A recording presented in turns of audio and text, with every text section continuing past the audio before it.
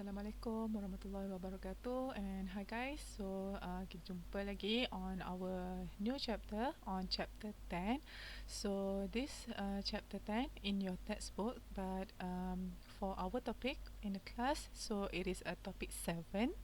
So sebenarnya kita akan masuk on the information system within the organisation.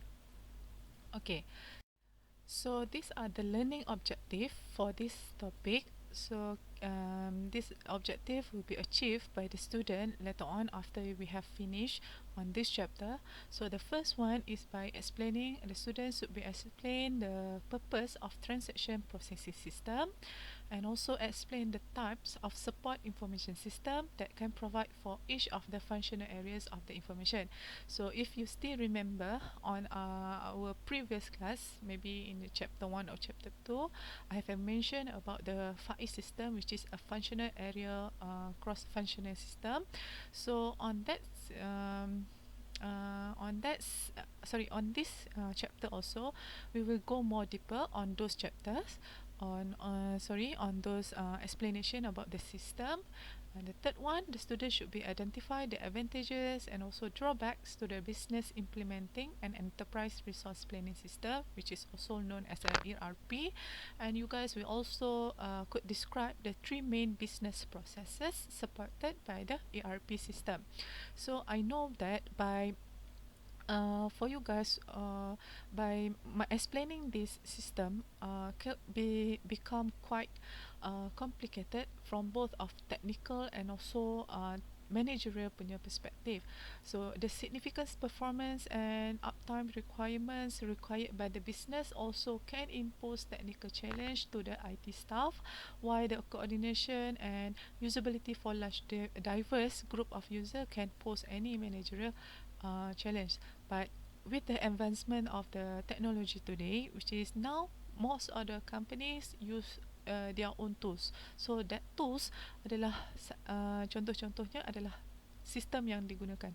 For example, we have TPS, we have DSS, we have ERP system. So these technologies or this system, which is successfully deploy the information system that can integrate their operation and also reduce the processing punya time. So it is really benefits to the companies or to the organization by implementing this system. So that's why I have to explain, since you are taking the fundamentals of information system, I have to explain what are the purpose of this system for your knowledge, which is how this system could do a management of a company and manage their processes better in terms of businesses, since you are taking business computing system business computing. So you must know how this system could give a benefits to the organization or to the company. So the first one, when they have this system, which is, tak kira lah sistem tu adalah TPS, DSS, ERP ke apa, EIS or MIS. So all these system, by integrating their systems in their company, so that all the department can talk to each other, which is this one including outside punya vendors. So mungkin korang pun tak berapa nak nampak lagi, since korang tak masuk lagi industri, tapi you must know that each of the companies or organisation have their own departments because they are doing business. So dia kena pecah-pecahkan dia punya department tu, so that they could focus on that department boleh buat apa, that department buat apa. So dia tak satu department akan buat segalanya, nanti dia akan jadi kacau bilau lah kan, macam kita campur semua sekali. Okay, so this maknanya bila diorang menggunakan this system, which is transaction, DSS, MIS, they could integrate their system, then they could reduce the operation, manage the operation, and also reduce their punya processing time. So they also could be able to track the business process relevant data from across of the organization in the real time. So this will help the management to make a crucial decision regarding the resources. So I know it's quite hard to understand because you doesn't have any experience or any imagination about what the industry looks like. Tapi at least you know apa purpose dia sebenarnya, sistem-sistem ni kepada organisation yang do the business. Okay, so business ni tak semestinya dia kena ada produk, tapi in terms of services pun sama. Okay, so let's proceed with the outline for this chapter. So kita akan go through the transaction processing system, which is also known as TPS, the functional area information system, the FAIS, enterprise resource planning system, which is ERP, and also the support for the business processes by using the ERP. So how could by integrating or implementing the ERP system could support for the business processes. Okay. So let's go to the first case, which is the opening case is about Munchery. So this Munchery is actually a company that provide a meals to their customer. So meals dia adalah online punya food ordering and meal delivery service that serve part of the San Francisco, Seattle, New York City, which is, but the company has already ceased or shutting down because of the bankruptcy in 2019, which is last year. It is because there is a certain failure factors that lead the company to cease uh, their business or their company. Okay, one of it adalah kalau madam still remember, the company provide to the customer where the customer can make their own meals, which is by using the ingredient from the website, and then customer can create a recipe and then order that food to be sent to them, which is straight to their door. Okay. Tapi this one I want you guys to find out lah later on based on the question on the opening case. It also relates with the uh, topic that we learned for today. Okay, so first kita akan go through transaction processing system. So this this TPS, which is T is stand for transaction, TPS is stand for transaction processing system, and we have an OTP. So this OTP, it refers to the OLTP, which is it is refers to the online transaction processing system. So transaction means that any business event that generate data worthy of being captured and stored in the database. For example, the product manufactured, the services that sold, the person that we hired, and also the payroll check generated from the system. There is a process of or event that generates the data. Okay. The next is transaction processing system. So this system, which is known as a TPS, is a system that support to monitoring.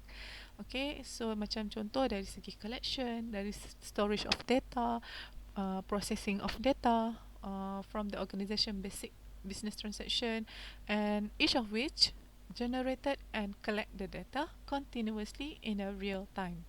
So itu adalah TPS.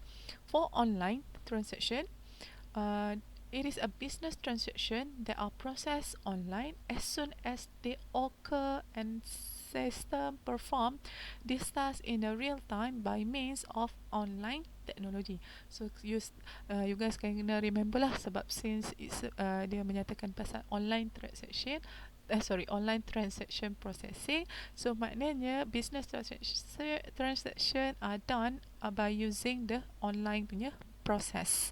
Okay, so this this process sebenarnya is a form of collection of the data as they occur, placing them in group. So it's related with the data collection and also the storage. So that's why we call as okay, so for transaction processing system, where it's also known as TPS, this transaction processing system is involved with the continuous real-time data collection. Masuk a real-time tu maksudnya currently, which is kalau korang access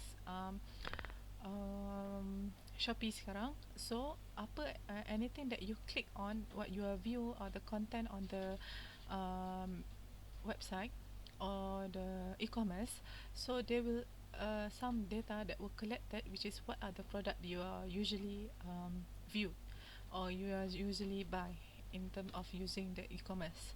Okay, which is it is continuous, a real time of data collection.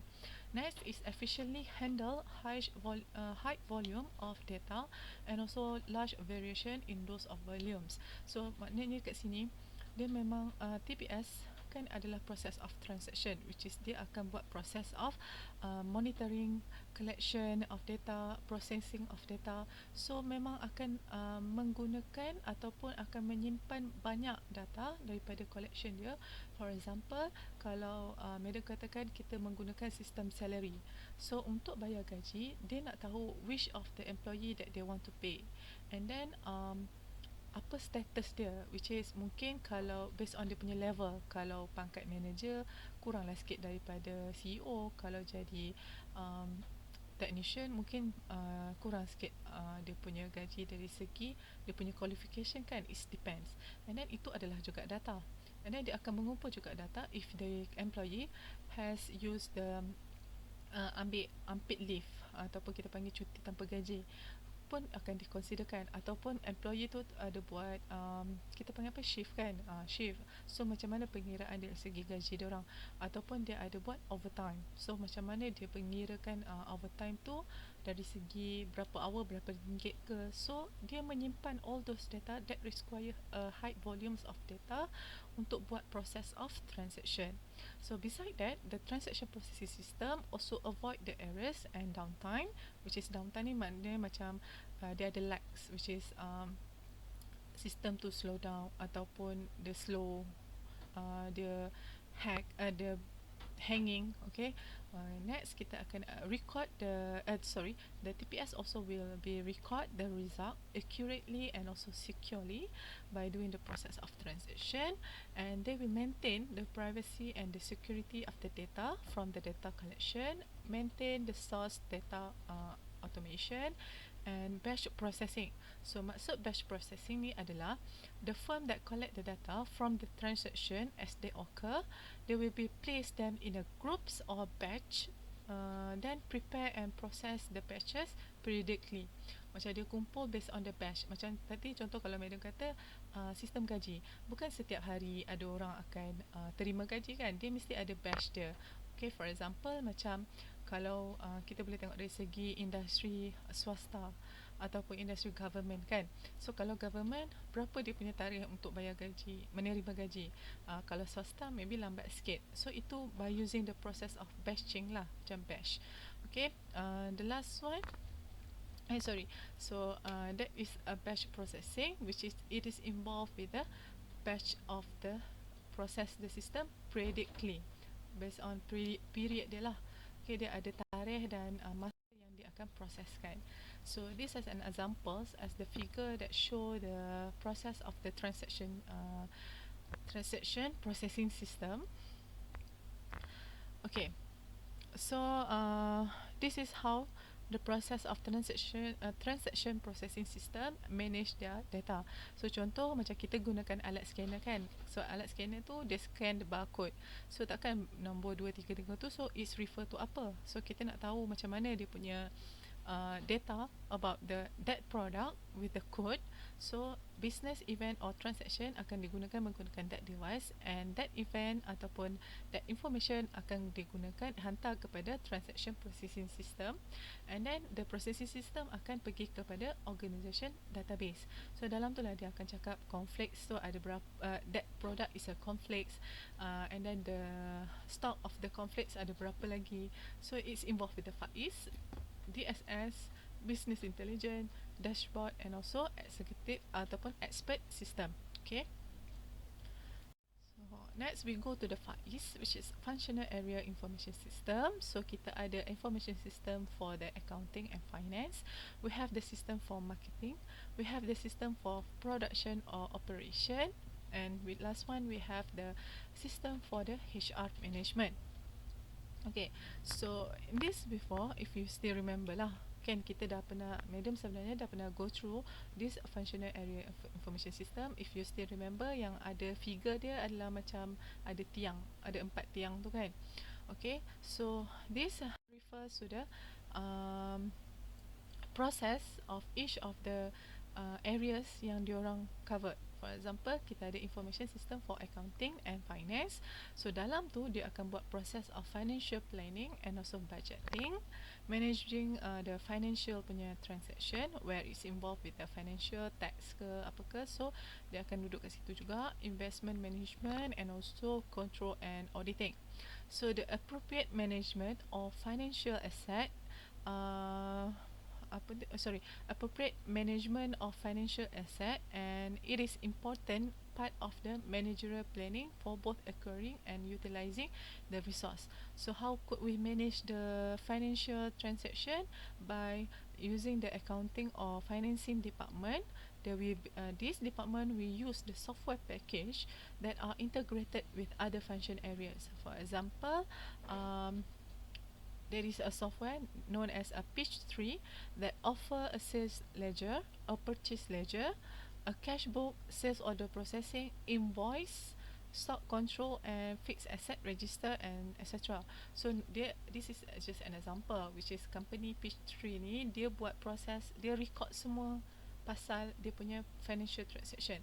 Tak kira lah dia bila dia keluarkan duit dia record, dia bila duit masuk dia record, bila ada itu adalah yang ledger tadi, buku ledger kan, buku account. Lepas tu dia, kalau ada orang buat order process, so dia record siapa order. Bila dia check stock, dia akan record dia punya stock, and then dia akan buat fixed asset. Maknanya fixed asset ni in terms of dia orang punya, if they have software, they use any hardware, lepas tu cost of maintenance, cost of installation. So dia akan masuk semua dalam dia punya record, which is dia gunakan software package of the financial ataupun accounting punya software. And then kita ada investment management. So this investment management, it is a system for managing the organisation investment is in stock. So ataupun dari segi bonds ataupun dia punya real estate, which is hartanah dia, ataupun any asset that are subject to complex regulation and tax laws which vary from one location to another. Okay, next kita ada control auditing. So this system effectively control their finance and financial statement.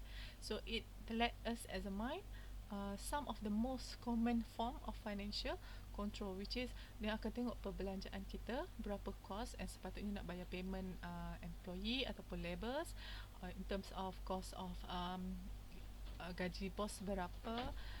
So dia akan buat process of auditing. So dekat process of auditing ni sebenarnya yang kita boleh tahu dekat mana duit tu dikeluarkan, setiap perbelanjaan ataupun setiap simpanan yang dibuat oleh certain business. Okay, let's continue with the financial planning and budgeting. So here the concept is the same as information system for accounting and finance tadi, where the process of the financial planning and budgeting is involved with the two types. One of it adalah financial and economic forecasting. The second one is for budgeting. So untuk financial and economic forecasting is a knowledge about the availability and the cost of the money, a key ingredient for the successful financial planning.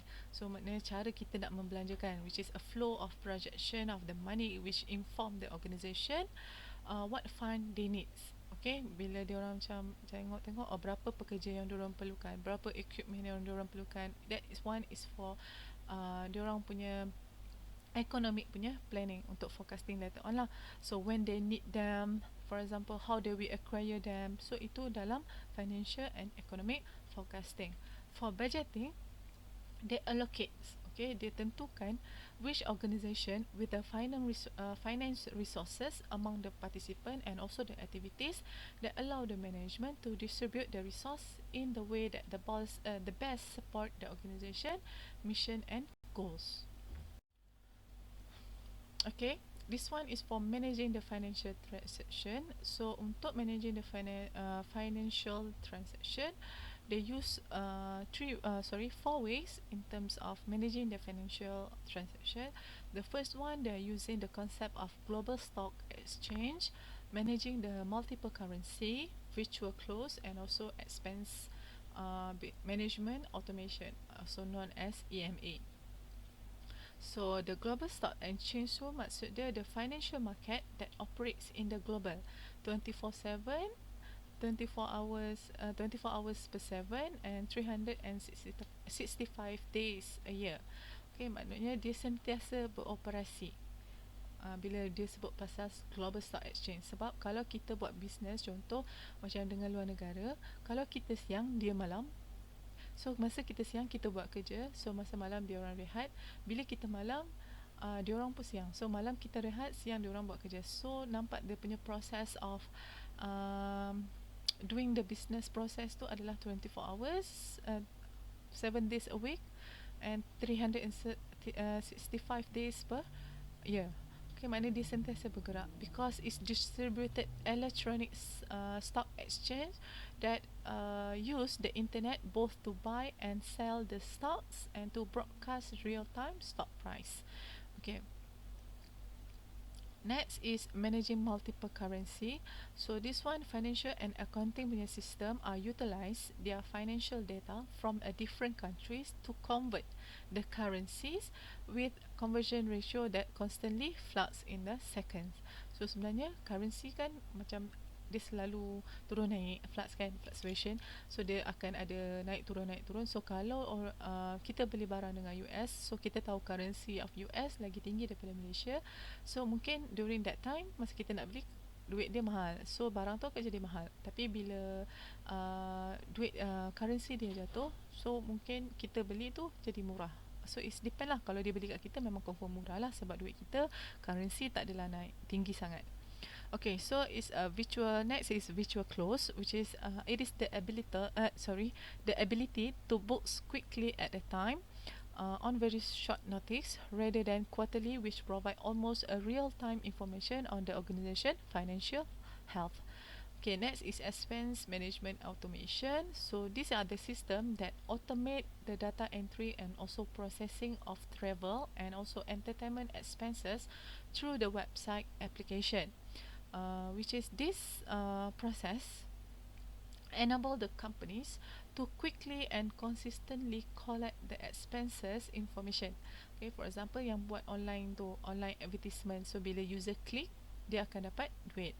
Okay, enforce the company through the contracts and also reduce the unplanned purchases as well as airlines and hotel industry kan, yang mana dia memerlukan an expenses. Okay, now kita continue with the control and auditing. So for control and auditing, it is effectively control their finance and the finance statement in the organization or the company, where it let us examine the most common forms of the financial control. So they are using two ways of control and auditing process ni. The first one by the budgetary control and the second one is auditing. Okay, so for budgetary control, the managers at various levels of the monitoring the departmental of the expenditures, and then they will compare them against the budget and the operational progress of the corporate punya plans. For example, macam kan dekat organisation dia orang ada banyak department, so each of the department ada budget sendiri yang dibekalkan. Okay, contoh macam ni lah, UiTM. So kita tahu nama UiTM tu besar, so the main dia adalah dekat Shah Alam. Tapi dekat Shah Alam, that is the main punya organisation. Dia ada banyak-banyak branch for UiTM. So contoh macam budget yang diberikan oleh government kepada UiTM, for example. So UiTM Shah Alam needs to divide the budget in terms of for based on dia punya purpose lah, which is what are they planning to do. So sebab tu untuk budgetary control ni, setiap branch of the UiTM ni dia kena submit satu budgetary plan, apa yang dia orang nak buat within dengan dia orang punya dekat setiap of each of the branch. So dia akan letaklah serta-serta budget. Contoh macam kalau dekat kita which is for example untuk ISP, so kita ada satu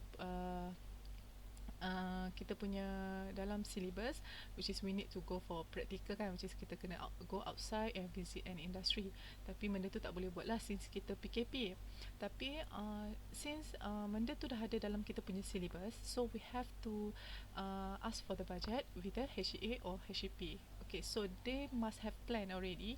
HA and HCP tu mesti diorang ada plan dari segi budget of controlling, which is untuk student berapa budget yang diorang nak benarkan untuk digunakan. Tapi untuk monitor ataupun proses of UiTM macam mana pula. So itu adalah contoh dia lah, which is dia based on dia punya corporate punya plans. So next is auditing. So auditing adalah proses of monitoring how the organisation monies are being proposed, which is are being spent, or assessing the organisation punya financial health. So that is the two basic of the auditing. Okay, second one is the financial ratio analysis.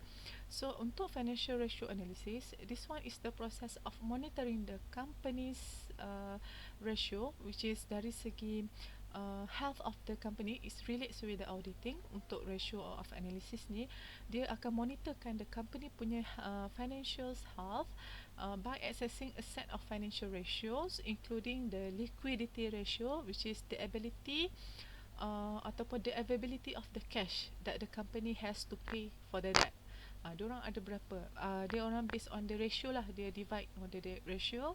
Activity the ratio, which is how quickly a firm can convert asset into cash asset.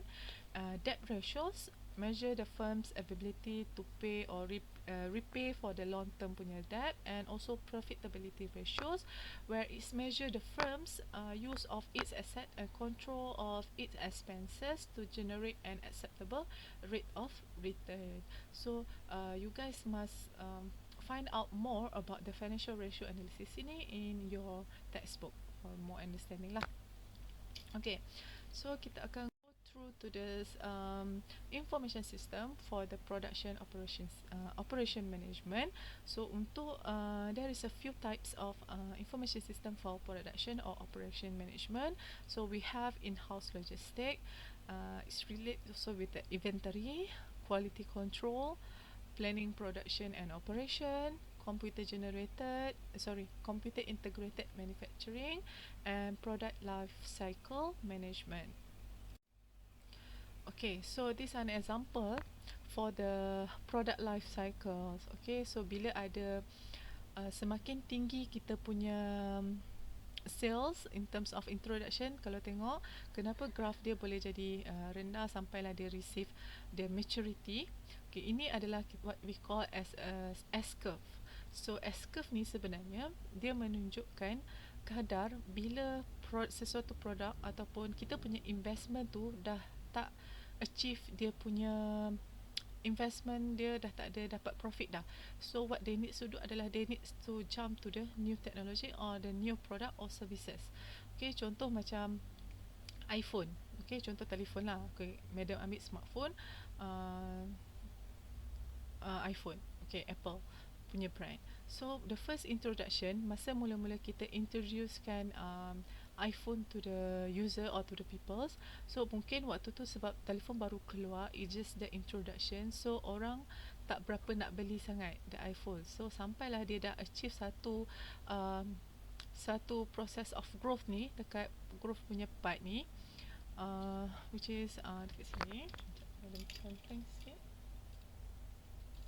Okay, contoh during dia punya process of introduction, orang baru nak kenal produk, so orang tak berapa nak beli sangat the produk. So after some reviewing, some process yang diperkatakan ataupun the goodness in the product, so they start to grow dia punya sales. Orang pun macam, oh interesting, why not we go buy and the smartphone. Okay, and then sampailah dia achieve the maturity. For example iPhone, so mula-mula iPhone kan, lepas tu dia come out dengan iPhone apa, iPhone 4, lepas tu iPhone 5, iPhone 5S, and then which is sebenarnya setiap kali dia bertukar tu sebenarnya bukan saja-saja dia come out with the new punya version of the smartphone, tapi sebenarnya dia also come out with the maturity of the technology itself. Sebab orang dah tak boleh nak menerima dah teknologi tersebut. Contoh macam iPhone 4 dengan berapa je megapixel of the cameras, and then berapa je storage dia yang kecil, dari segi dia punya proses pun slow. So bila dengan zaman yang semakin lama semakin maju ni, the technology has achieved dia orang punya maturity, and then they must come with the ataupun jump to the new technology, which is diorang come up with a new version. So mula-mula come up with the new version, samalah dia akan start very slow, and then it started to naik, grow sampailah dia achieve maturity, and then dia akan ada S-curve yang lain lagi lah. So kalau the company or the organisation continue with the production of the obsolete product, so diorang akan face this graph, which is dia akan ada process of declining, di mana orang dah tak nak dah, dia punya sales tu akan menurun. Sebab apa? Sebab orang dah tak beli dah, sebab orang tak nak adapt to the old technologies. Okay, kita panggil legacy punya teknologi lah kan. Kita tak nak dah teknologi yang lama, yang usang, obsolete. Okay, so next kita tengok dari segi information system for human resource management. So this system dia part kepada in terms of recruitment punya system.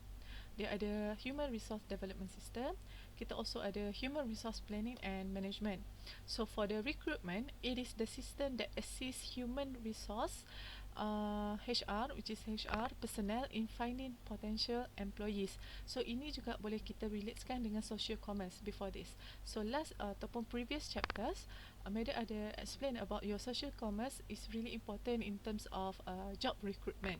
So macam bila kita pergi interview, so orang akan tengok kita punya resume. So if they want to know more about us, diorang akan minta kita punya social media punya account, ataupun kita punya any social networking site lah.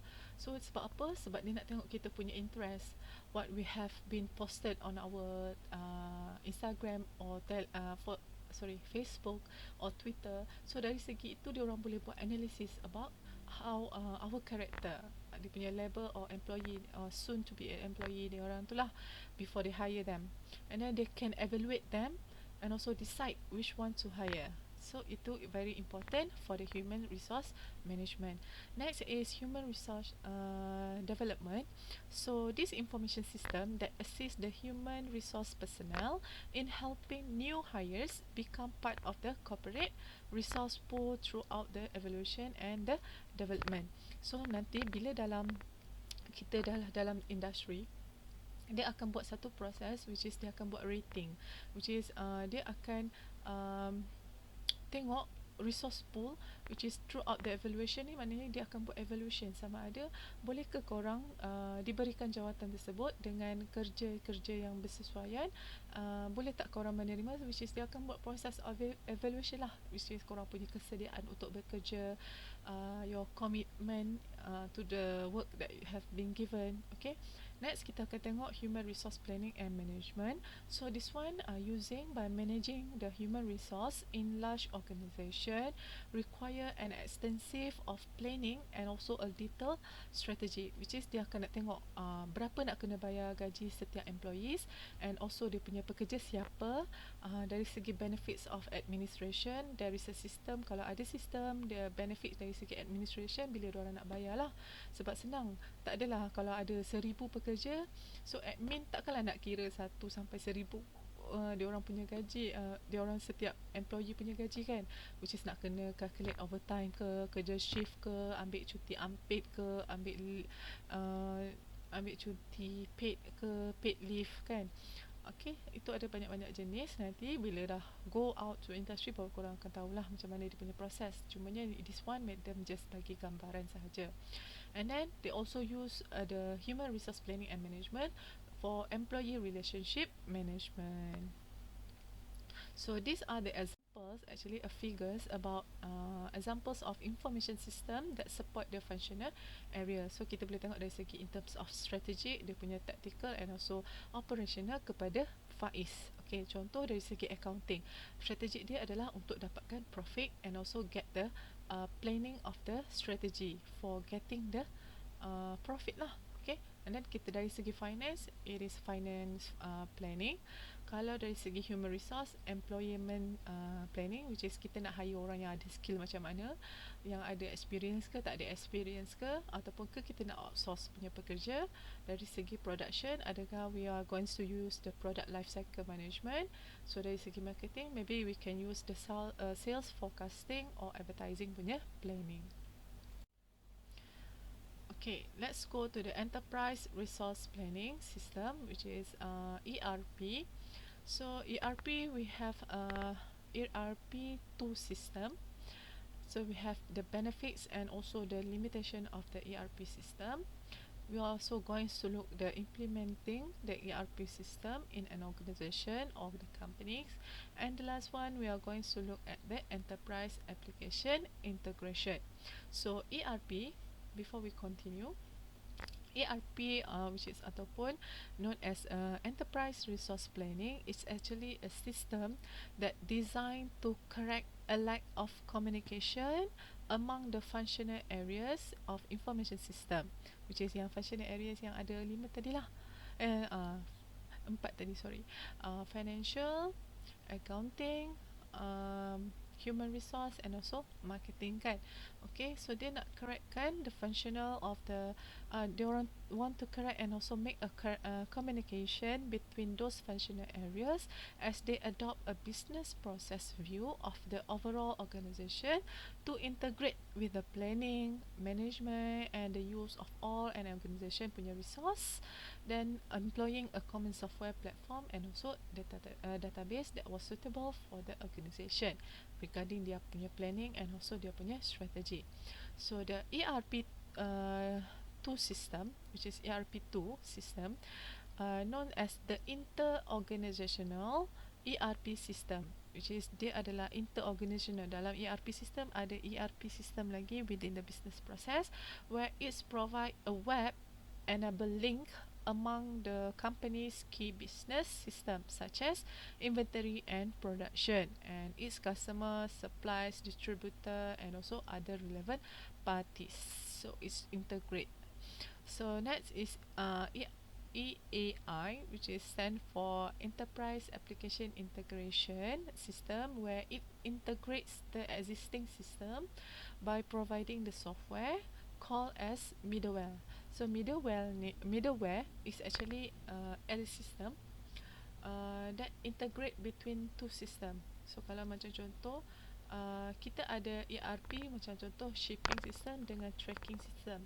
So macam mana kita nak bila kita nak ship produk, kita akan gunakan shipping system. Tapi macam mana kita nak track kita punya produk yang kita dah ship tu? So dia kena integrate with the tracking system. So tracking system akan enablekan kita track the shipping product tadi. Okay, itu konsep yang kita gunakan adalah EAI, which is Enterprise Application Integration. So this middleware also will connect the multiple application, allowing the existing application to communicate and share the data. Okay, next is the case study in your textbook where it is about the army transition from a legacy system to enterprise resource planning tools. So as usual, you must find this case in your textbook and answer the following. Okay, so now let's take a look at the core of ARP models. So tadi kita dah tengok enterprise resource planning buat apa. So dalam modules of ARP ni kita ada dari segi financial, kita ada operation and kita ada human resource. So untuk financial is actually support the accounting process, okay, where it's involved with the financial reporting, performance of the management, the corporate governance. Also, they manage the accounting data and also the financial processes such as ledger, account ledger, general ledger, accountable receiver. Ini contoh yang macam tadi lah yang Madam ada mention before that on the financial punya part. Okay, next is on the operation management. So on this part, sebenarnya this module is actually for the managing.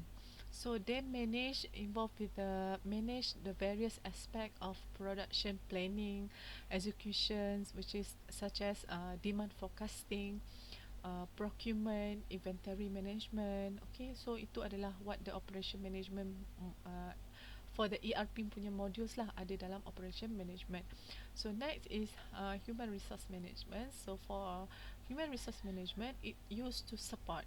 Okay, it's used to support the personnel of the human resource or administration in terms of workforce punya planning, recruitment, employment, assignment, training ataupun personal planning and also development. So payroll, so semua tu involved with the human resource punya management, and that become one of the core ERP punya modules. So the extended of the ERP modules is involved with the CRM, which is Customer Relationship Management, SCM, BI, and also e-business. So, Madam tahu you guys already have familiar with the terms of customer relationship management, supply chain management, business intelligence, and also e-business. Tapi on the customer relationship management, later I will focus on chapter 11 in your textbook, where this module support the aspect of all customer relationship with the organization. Okay, so dia adalah relation between business and also customer.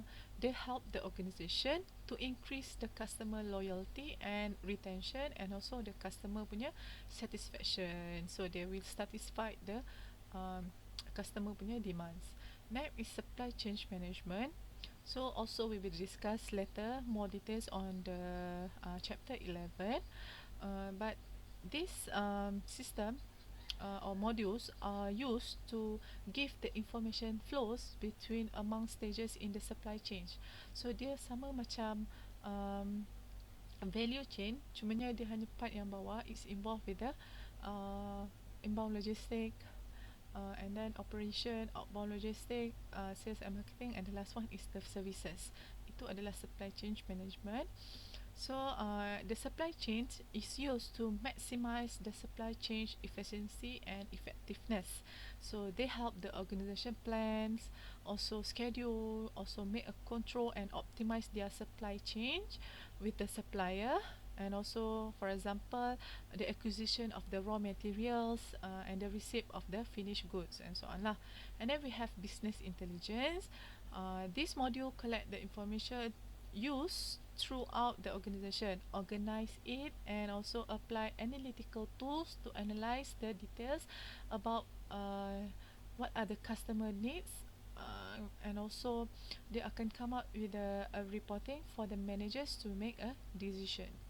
Okay, the last one is e-business. So e-business is the business that we're doing secara electronic business. So where the customer and also the suppliers demand access to the ERP information, include the order status, inventory levels, invoice. So they want this information to be simplified format that can be accessed via the web. Okay. Okay, so this is an example of the ERP2 system, the core of ERP modules. As you can see kat sini, core of ERP modules yang Madam dah explain, we have accounting and finance, finance, production or manufacturing, and the human resource module. And also dia ada connection with the extended of ERP modules. So ni semua ada dalam ERP punya platform and database. Okay, let's look at the benefits and the limitation of the ERP system. So what are the major benefits and major limitation and major causes of the ERP? So for the first, let's look at the benefits of the ERP system. So the first one is give the organizational flexibility and also agility, where the ERP system will break down many former departments and also the functional silos of the business process, the information system, and also the information resources, making the organizational more flexible and also agile and adaptive. Okay, second is for the decision support, where it give the system will give the essential of information on the business performance across the functional areas, which significantly will improve the managers punya decision, or ataupun will improve the for the managers to make a decision before before they get something benefits or profits from the dia punya use of ERP system. Okay, next is quality and efficiency. So quality and efficiency, the system will integrate and also improve an organization punya business process, generate the significant improvement in the quality of production, distribution, and also the last one to the customer services. Okay, but there is also a limitation of what ERP can do in terms of their implementation. So, since ERPs are based on the best practices, companies may need to change their method of achieving the business objective, where it may require companies to change their punya business process to fit with the predefined business process incorporated into the ERP punya software. So sometimes ERP system can be complex, expensive, and also time consuming to implement. This one is the major cause of the ERP implementation failure. So there is a certain of why the ERP ERP system could be failure. So the first one, failure to involve the affected employees in the planning and also the development phase in charge of management process when they are trying to do much too fast in the conversion process. So this one korang boleh relate juga dengan contoh yang Madam bagi before this, Hershey's company, when what they are doing, dia punya HR ataupun dia orang punya management are trying to do much things too fast in the conversion of the process, where they wants to implement three system at the same time during the um, peak season. Okay, so next is insufficient training in the new work task required by the ERP system. So mungkin dia juga bila dia implement the system, dia tahu nak gunakan the system without give a proper punya training to their staff. So what happen, jadi proses dia lambat sebab masa nak guna tu lah baru staff dia nak belajar. So bukannya staff tu diberikan training before they could use the system. Contoh dia macam cashier. So sistem cashier, so kita tahu payment post system tu, which is point of sales of system tu, kita kena tekan banyak button kan. So there is a manual actually, or maybe they need a training how to use the system. Dia tak boleh main tekan-tekan je terus korang akan dapat kan. Okay, so the failure of to perform proper data conversion and also testing for the new system also leads to the cause of the ERP implementation failure. Next, we go to the implementing the ERP system. So on premises, ERP implementation could be used the vanilla approach, custom approach, or best of breed approach. Okay, so for vanilla approach, it is an approach that a company implement a standard ERP package using the package built in the configuration of the options. Means that ERP system ni is this a software. So kalau guna vanilla approach ni, maknanya kita guna je standard package yang ada dah dalam tu without kita boleh ubah. Okay, kalau untuk custom, maknanya kita boleh custom made dia, ataupun kita boleh bagi tahu what kind of ERP system that we want to do. Biasanya macam post system tu lah, point of sales tu is depend on the organisation. Dia macam mesin cash tu yang dekat Maiden takkan sama dengan mesin cash yang dekat Giant. Sebab apa? Dia menggunakan custom approach for their ERP punya system. So a company implement more customized of ERP system by developing the new ERP function designed specifically for that firm. Okay, best of breed approach, they are using, they combines the benefits of the vanilla approach dengan customized approach tu ataupun custom approach, where this system will be avoid the extensive costs and also risks that associated with the complete of the customization. This one is the software as a service ERP implementation. So there are three major advantages of using a cloud-based the cloud-based of ERP system. And there are three major disadvantages of using cloud-based ERP system. So kita akan tengok dulu the three major advantages of using a cloud-based ERP system. So the first one, by using the cloud-based ERP system, the system can be used from any location that provide an internet access.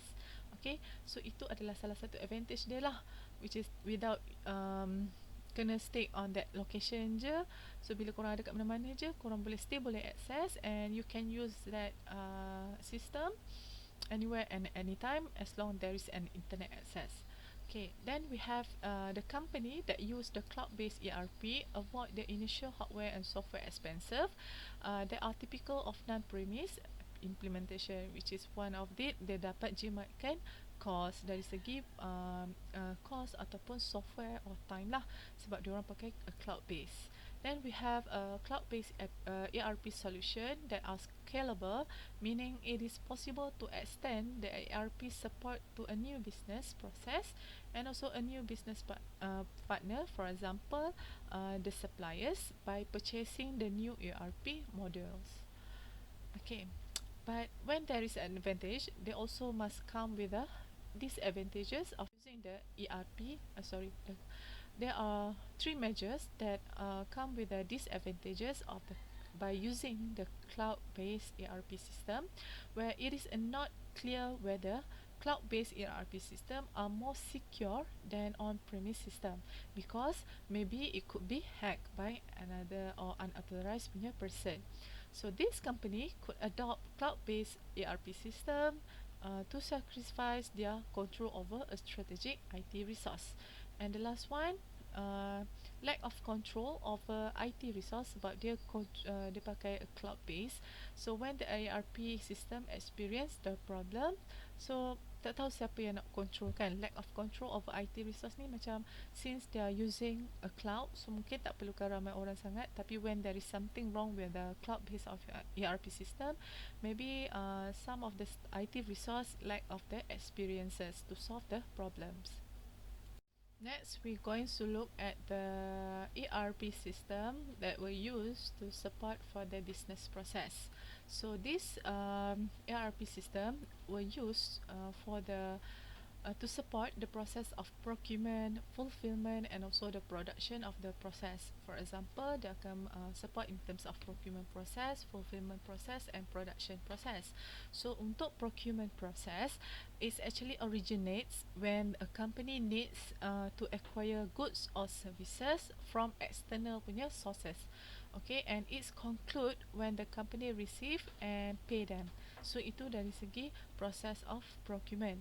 Untuk fulfillment, which is ataupun kita panggil order fulfillment punya process, this order to cash process, which the company sells goods to the customer, originating when the company receive a customer order and conclude when the company receive a payment from the customer. Maknanya yelah, contoh dia macam e-commerce. Kalau kita klik tekan barang add to cart, so orang the business tu dia tak akan proses lagi kan, dia tak akan buat lagi business process dah. So once kita dah buat payment, barulah dia akan completekan kita punya order fulfillment bila dah receive confirmation money transfer lah. Okay, and then kita ada production process. So this one is occur only in the companies that produce physical goods. In the process follows one of or two strategic: make one stock to make to order, make to stock ataupun make to order. That is the production process. Sama ada kita buat tu untuk jadikan stock ataupun kita buat tu untuk customer punya order, the stock. Okay, untuk production lah, kita buat production tu untuk stock kita ke, ataupun kita production kita tu hanya untuk the order. Okay, second, ERP will support in term of interorganizational punya processes, in term of by using ERP with SCM and also CRM, which is kita ada three categories dia, sama ada SCM and CRM ataupun ERP SCM ataupun ERP CRM sahaja. Okay, next we go to the next slide with ERP support for the business processes. So dia juga support dari segi procurement. Tadi kita dah go through kan, fulfillment and production process. The second one is the interorganizational process with ERP with SCM and CRM. Okay.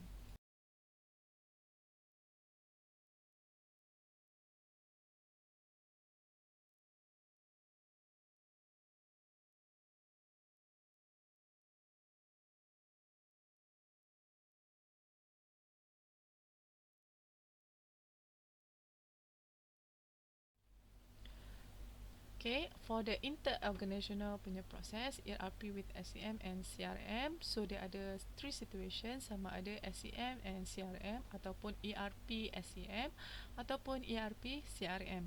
Okay, enterprise resource planning system modules for the supply chain management ataupun enterprise resource planning system for customer relationship management ataupun ERP with the SCM and also CRM. Okay. So these are the closing case for our chapter where it's involved with the information technology and sustainability. So as usual, you must find this case in your textbook and I will proceed with the question later on. Okay, so that is the end of the chapter for topic 7. But in your textbook, it is chapter 10. So I will see you in the next video. Thank you and Assalamualaikum warahmatullahi wabarakatuh.